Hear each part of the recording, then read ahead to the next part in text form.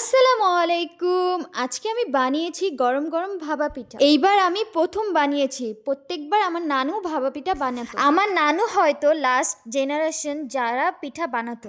এদিকে আমি নারকেলটা ফাটায়া কুড়ায় নিব।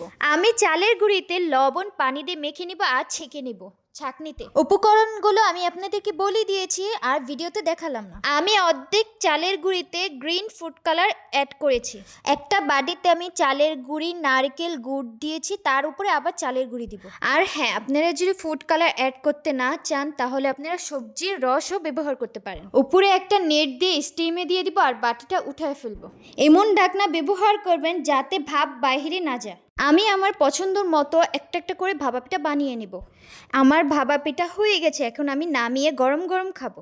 দেখুন কত সুন্দর হয়েছে, খেতে অনেক মজা হয়েছে। আপনারা আমার ভিডিও অনেকেই দেখেন কিন্তু শেয়ার করেন না কেন? আশা করি এখন থেকে আপনাদের কাছে থেকে সাপোর্ট পাবো। আমার ভিডিও যদি আপনাদের ভালো লাগে লাইক কমেন্ট অ্যান্ড শেয়ার করবেন। আল্লাহ হাফেজ, দেখা হবে নেক্সট ভিডিওতে।